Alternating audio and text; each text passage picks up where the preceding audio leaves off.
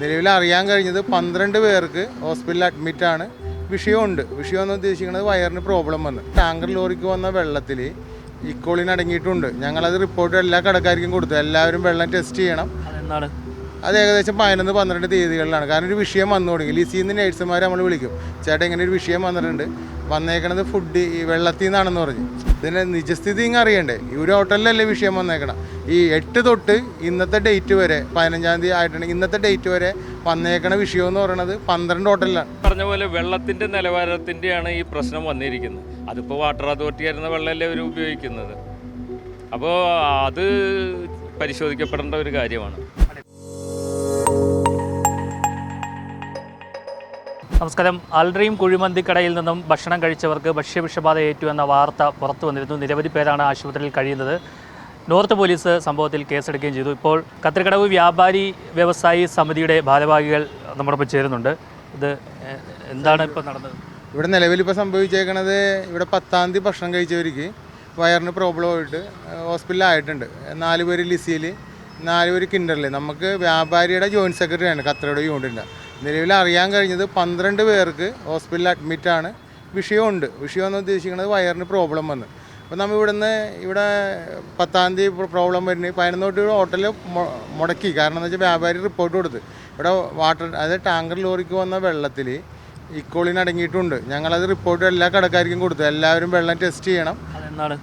അത് ഏകദേശം 11-12 തീയതികളിലാണ്. കാരണം ഒരു വിഷയം വന്നു തുടങ്ങി. ലിസിയിൽ നിന്ന് നേഴ്സുമാർ നമ്മൾ വിളിക്കും, ചേട്ടാ ഇങ്ങനെ ഒരു വിഷയം വന്നിട്ടുണ്ട്, വന്നേക്കണത് ഫുഡ് ഈ വെള്ളത്തിൽ നിന്നാണെന്ന് പറഞ്ഞ്. അപ്പോൾ നമ്മൾ എല്ലാ കടക്കാരെ അറിയിച്ച്. ഇവിടെ ഞാൻ കടകളുടെ പേര് പറയാനുള്ള, നിലവിൽ എൻ്റെ അറിവിൽ ഒരു 12 കടയിൽ നിന്ന് ശരിക്കും പറഞ്ഞാൽ ഇൻഫെക്ഷൻ ആയിട്ടുണ്ട്. അതായത് വിഷയം വയറിന് അസുഖം, ലൂസ് മോഷണം വന്നേക്കണം. അതുകൊണ്ട് ഇതാരും ന്യായീകരിക്കണമല്ല. വന്നേക്കണ വിഷയം ഫുഡിൽ നിന്ന് വന്നേക്കണത് വെള്ളത്തിൽ നിന്നാണ്. അത് വാട്ടർ അതോറിറ്റി സപ്ലൈ ചെയ്യണ വെള്ളത്തിൽ നിന്നും വന്നിട്ടുണ്ട്, ടാങ്കർ ലോറിയിൽ വന്നിട്ടുണ്ട്. അത് കൃത്യമായിട്ട് ഞാൻ പറയാൻ കാരണം, നമ്മുടെ ഈ അൽഡ്രീമിൻ്റെ അവിടുത്തെ ഇപ്പോൾ ഞാനിവിടുത്തെ റെസിഡൻസിൻ്റെ പ്രസിഡൻ്റാണ്, വ്യാപാരിയുടെ ജോയിൻറ്റ് സെക്രട്ടറിയാണ്, വ്യാപാരി വ്യവസായ സമിതിയുടെ ജോയിൻറ്റ് സെക്രട്ടറിയാണ്. എൻ്റെ മകൾ ഹോസ്പിറ്റലിലായിരുന്നു. അതിപ്പോൾ ഫുഡ് വീട്ടിൽ നിന്ന് കഴിക്കണതാണ്. എൻ്റെ മകൾ അഡ്മിറ്റായത് ഇവിടെ പ്രാഥമിക ആരോഗ്യ കേന്ദ്രത്തിലാണ്. അത് 11-ാം തീയതി അഡ്മിറ്റാണ്. ട്രിപ്പ് ഇട്ട് കൊണ്ടുവന്നാണ് വയറിന് അസുഖം. അത് വീട്ടിൽ നിന്ന് ഭക്ഷണം കഴിച്ചിട്ടാണ്. അപ്പോൾ വന്നേക്കണ വിഷയം, ഞാൻ വിഷയമുണ്ടോ പറയണം, വിഷയം വന്നേക്കണത് ഈ വാട്ടർ അതോറിറ്റിയുടെയും അതുപോലെ ടാങ്കർ ലോറിക്ക് സപ്ലൈ ചെയ്ത വെള്ളത്തിൽ നിന്നാണ്. ഇവിടെയും ഒരു 10,000 ലിറ്റർ വെള്ളം വേണം. ഇവിടെ അധികം വരാത്തതുകൊണ്ട് ഇവർ ടാങ്കർ ലോറിക്കാണ് വെള്ളം ശേഖരിക്കണം. ഞങ്ങൾക്ക് വന്നേക്കണത് വാട്ടർ അതോറിറ്റി സപ്ലൈ ചെയ്യാനാണ്. പിന്നെ ഇവിടെ ഭക്ഷണം കഴിച്ച് ഇവർക്ക് തെറ്റ് പറ്റിയിട്ടുണ്ടെങ്കിൽ അതും പരിശോധിക്കപ്പെടേണ്ടതാണ്. അതിനിവിടെ അതോറിറ്റി ഉണ്ട്, ഹെൽത്ത് ഉണ്ട്, ഫുഡ് സേഫ്റ്റി ഉണ്ട്. നമ്മൾ ആരെയും കൂടെ നിൽക്കണമല്ല കേട്ടോ. പക്ഷേ നിങ്ങൾ യഥാർത്ഥ സത്യം അറിയണം. ഇന്നലെ ഇവിടെ ഒരു നാടകമൊക്കെ ഇറങ്ങിയത്, ഇവിടെ കുറച്ച് പൊതുപ്രവർത്തകർ വന്ന് ഈ ഹോട്ടൽ മാത്രം തെറ്റിയാലെന്ന രീതിയിലോട്ട് ആക്കിയെടുത്ത്. അത് ശരിയായ പ്രവണതയല്ല. ഞാൻ പറഞ്ഞത് പരാതി സ്റ്റേഷനിലുണ്ട്, പോലീസ് കേസെടുത്തിട്ടുണ്ട്. ഇതിൻ്റെ നിജസ്ഥിതി ഇങ്ങനെ അറിയണ്ടേ? ഈ ഒരു ഹോട്ടലിലല്ലേ വിഷയം വന്നേക്കണം. ഈ 8 തൊട്ട് ഇന്നത്തെ ഡേറ്റ് വരെ 15-ാം തീയതി ആയിട്ടുണ്ടെങ്കിൽ ഇന്നത്തെ ഡേറ്റ് വരെ വന്നേക്കണ വിഷയം എന്ന് പറയുന്നത് 12 ഹോട്ടലിലാണ്. എനിക്ക് മറ്റു ഹോട്ടലിലെ പേര് ഞാൻ പറയാനില്ല. ഞാനിപ്പോൾ ഒരു അൽഡ്രീം ഹോട്ടലിലാണ് വന്ന് നിൽക്കണം. അത് പോലീസ് കേസെടുത്തുകൊണ്ട് ഞങ്ങൾക്ക് വരേണ്ട ഉത്തരവാദിത്വമുണ്ട്.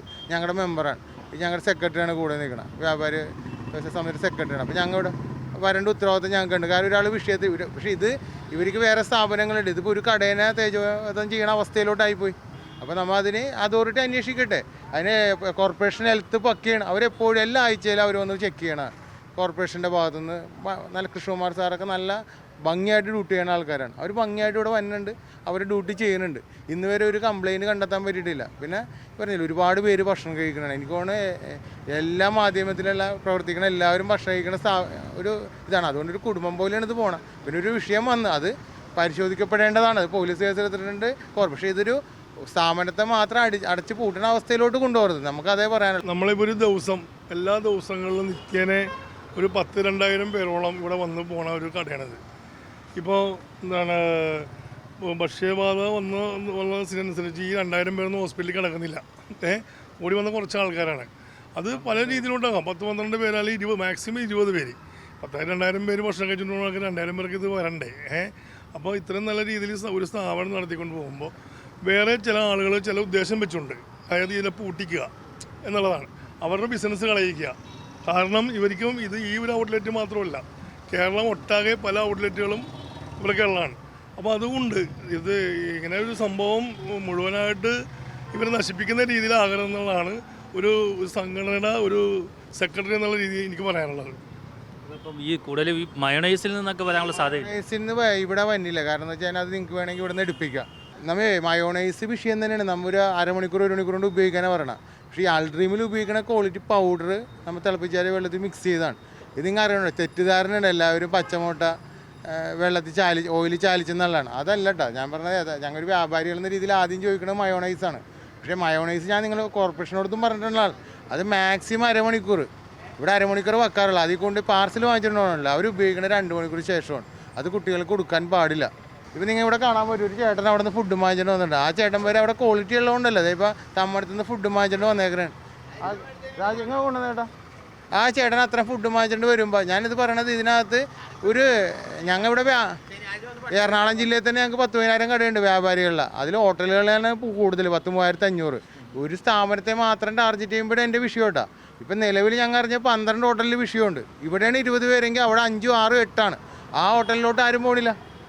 ഇപ്പം എല്ലാവരും കൂടി ആൾട്രീമിലോട്ട് വരുമ്പോൾ ഒരു പ്രയാസം. അത് അതോറിറ്റി പരിശോധിച്ചോട്ടെ, നമ്മൾ ഒരാളുടെയും കൂടെ അല്ല. ഞാൻ പറഞ്ഞത് പരിശോധിക്കപ്പെടണമെന്നും തെറ്റിദ്ധാരണ വേണ്ടാന്നും. ക്വാളിറ്റിയുള്ള പൗഡറാണ് ഉപയോഗിക്കുക. ബാക്കി നിങ്ങൾക്ക് ഈ മയോണൈസിൻ്റെ കാര്യങ്ങളൊക്കെ അറിയണമെങ്കിൽ ഇതിനെക്കുറിച്ച് പഠിച്ചാൽ ഇവിടുത്തെ ഡോക്ടർമാരുടെ തന്നെ ചോദിക്കേണ്ടാവും. അപ്പോൾ പറഞ്ഞാൽ ഇവിടെ മൊത്തം നമ്മൾ ഒരു അറിയിപ്പ് കൊടുക്കുന്നുണ്ട്. വേറെ ഒന്നുമല്ല, മയോണൈസ് ഒരു കാരണവശാൽ അരമണിക്കൂർ കൂടുതൽ വീട്ടിൽ കൊണ്ടുപോയി നിർത്തരുത്. കാരണം അരമണിക്കൂർ കൊണ്ട് ഉപയോഗിച്ചോളണം. അല്ലെങ്കിൽ നിങ്ങൾ വേറെ മറ്റ് സലാഡുകൾ ചേർത്ത് കഴിക്കണം. അതൊരു അറിയിപ്പ് കോർപ്പറേഷനും കൊടുക്കേണ്ടതാണ്, ഹെൽത്ത് ഡിപ്പാർട്ട്മെൻറ്റും കൊടുക്കേണ്ടതാണ്. അല്ലെങ്കിൽ നല്ലൊരു ബുദ്ധിമുട്ട് നമുക്ക് ഭാവിയിൽ വരും. ഞങ്ങൾ ഇതിൽ ഇടപെടാൻ കാരണം ഒരു ഹോട്ടലിൽ 12 ഹോട്ടലിൽ വിഷയം ഉണ്ടായിട്ട് ഒരു ഹോട്ടലിൽ മാത്രം കേസെടുക്കുന്നു.